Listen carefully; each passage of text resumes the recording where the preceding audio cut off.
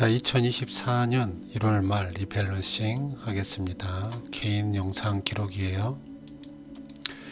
1월 달이 됐으니 또 보도록 해야죠. 1월 말이 됐으니 24년 1월 말, 지금 이 차트는 뭐 매주 영상이 올라가는 차트이기 때문에 지금 이제 1월 30일 기준으로 1월 30일이죠. 오늘이 1월 30일 지금 오후 8시 21분 캡처 기준인데, 이걸로 1월 달치 올해의 수익이 나타난 거죠. 1월부터 YTD 기준으로 전부 다 나타난 겁니다. 여기 이제 작년 1월 1년간의 수익이 나타난 거라고 볼 수 있겠죠. 12월 말일 기준이니까 여기는 작년 1년 동안의 수익이 나타난 거고, 자, 뭐 이렇습니다. 뭐 특별히 눈에 띄는 거 없죠. 뭐 국내 지수 안 좋다, 해외 지수는 좀 괜찮다, 뭐 내 계좌는 마이너스다, 뭐 탐욕 종목 엉망이다, 뭐 이런 정도 있고요.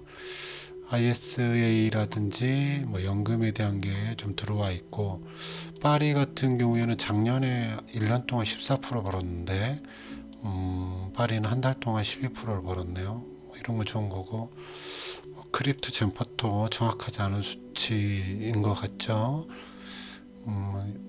주말이 돼야 제가 다시 정리할 수 있어서 이거는 좀 오류가 있겠다, 이런 정도 보면서 가봅시다.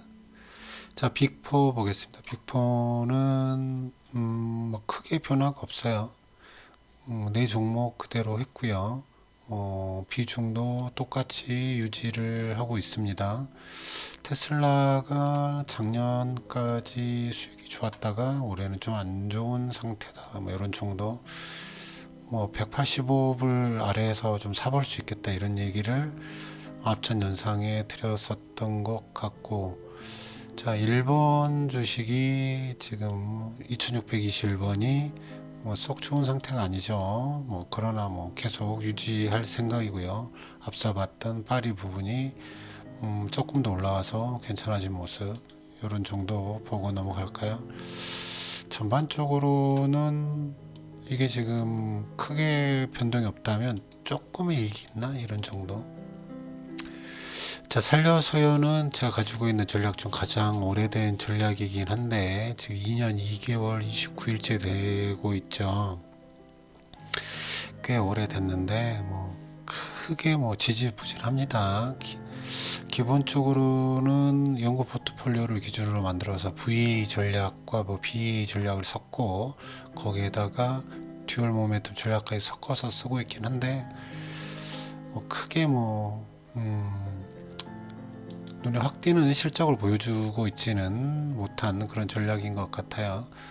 어찌됐든 큰 변화가 없죠. 여기는 거의 정적 자산 매입을 하고 있어서 크게 손대지 않고 있고, 위아래 아래쪽이 좀 바뀌었겠네요. 비중이 25%에서 15대 15로 바뀌어 있다. 그거는 신호등이 하나가 꺼졌기 때문이죠. 6개만 불이 들어와 있어서 15대 10으로 가고 있다, 이런 정도 보시면 되겠죠. 자, 좀 큰 변화가 있었던 섹터 11입니다. 섹터로 바꿔야겠는데 11 11가지 섹터에 투자를 하다가 이게 너무 귀찮아요. 11개 종목을 사고 팔기가 매달 좀 힘들어서 그냥 간단하게 스파이랑 단기 채권으로 바꿔버렸죠. 그렇습니다. 이렇게 됐어요. 이런 정도 하고 넘어가겠습니다. HA는 저번 달과 똑같이 뭐 스파이, IWM, VA, VNQ에 25%씩 투자를 하면 되고요.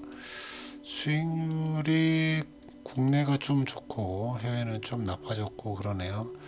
탐욕 종목들로는 지금 XOXL은 다 팔았으니까 이제 없는 거고, 이런 정도. AMD를 잡은 건 잘한 것 같고, UT는 아직도 말썽 부리고 있고, 뭐 이런 정도 넘어갑니다. 미니스탁은 주에 10만원 정도 자동 소수점 매매를 걸고 있는 거죠. 앞선 영상에 있어요. 64식 전략을 표방했지만 80, 120 전략으로 뒤집어진 그런 형태죠. 왜냐하면 3배짜리를 사용하고 있기 때문에 그렇습니다. 지금 TF 같은 경우에는 이게 지금 소점 매매가 되지 않아서 우리가 수치를 보고 하나가 넘어가면 그때 사고 있다, 이런 정도. 금액을 너무 작게 했나 후회스럽기도 하지만 뭐 시험 삼아 하는 거니까 이렇게 넘어가죠. 기와과거도 얘를 좀 손을 봐야 될 것 같긴 한데 지금에선 손을 보지는 못하고 있고, 수익률은 작년 말보다는 꽤 나빠져 있는 상태.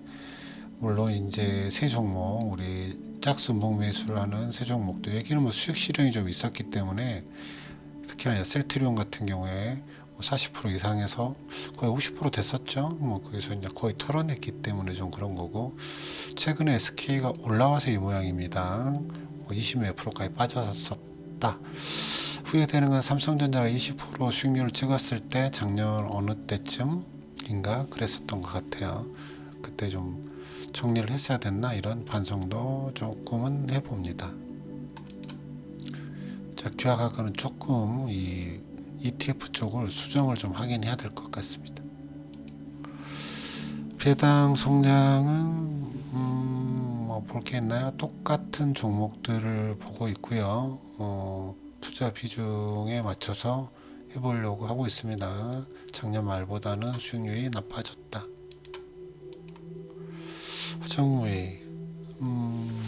허정무위는 조금 바뀌었죠. 미국 주식에 있는 것 중에 S&P랑 나스닥을 빼고, 나스닥 미국 테크탑 10 인덱스 X를 하고 있었는데, 아무래도 나스닥을 좀 집어넣고 여기 비중을 두 개를 S&P와 같은 비중으로 맞췄죠. 유일하게 허정무위만 국내 주식 중에 지금 조금 수익을 내고 있다, 이렇게 보면 되겠죠.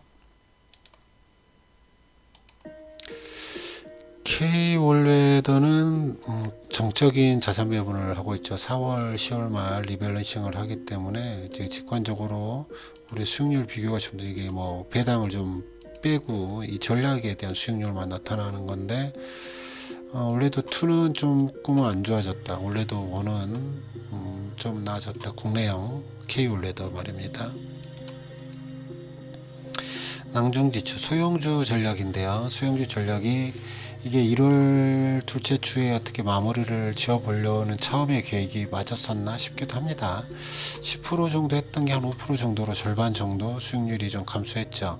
거기에 거래 정지도 한 종목 맞았습니다. 아진산업 거래 정지가 하나가 걸려 있고요. 좋지 않아요. 이번 올해는 소형주 전략이 지금 조금 힘듭니다. 자, 여기서부터는 올해부터 시작되는 새로운 형태인데, 메리츠증권의 슈퍼 365를 가지고 하는 이런 전략이죠. 1월 14일부터 했는지는 정확히 기억이 안 나요. 정확히 기억이 나진 않는데 언제부터 했는지 얼마 되지는 않았겠죠. 내가 이 영상 올렸던가요? 기억이 안 나네. 아무튼 올렸죠. ETF 체크를 이용해서 올배당 ETF 한다라고 했고, 지금의 수익률은 조금은 괜찮습니다. 나름 은행 1년 예금 수익률 정도는 올라왔다, 이렇게 볼 수 있겠네요. 크게 변화가 되는 건 없겠죠. 자, 연금 계좌 같은 경우에도 콘트를 짜긴 했어요. 거의 미국을 했고, 국내에는 지금 국내 종목을 잡아서 하고 있습니다. 이것도 얼마 되지 않았죠. 최근에 벌어진 일이기 때문에 이런 정도, 투자 비중 이런 정도, 이렇게 진행하고 있다, 이런 정도. ISA 같은 경우에도 최근에 시작을 했고요. 지금 여기에는 국내 배당주 위주로 했는데, 이게 타이밍이 좀 잘 맞아서 요새 PBR 1 미만 이런 것들이 갑자기 급등을 하면서, 최근에 금융주 같은 경우에는 전부 다 10% 이상을 넘었었어요. 오늘 넘었었나요? 그래서 아마 매도가 됐죠. 제가 이제 처음에 이 전략을 짤 때 잘 움직이지 않는, 그리고 수익이 10%가 되면 또는 DD가 5% 이내에 들어오면 0이 되는 전략으로 그렇게 갔던 것 같아요. 그래서 DD 비중이 0인 게 보이시죠?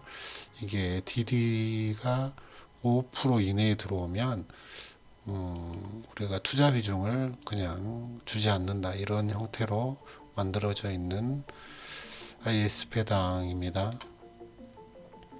이 정도 할까요? 어차피 저만 보는 영상이니까 이 정도 하면 무슨 말인지 알아먹을 거예요, 나중에.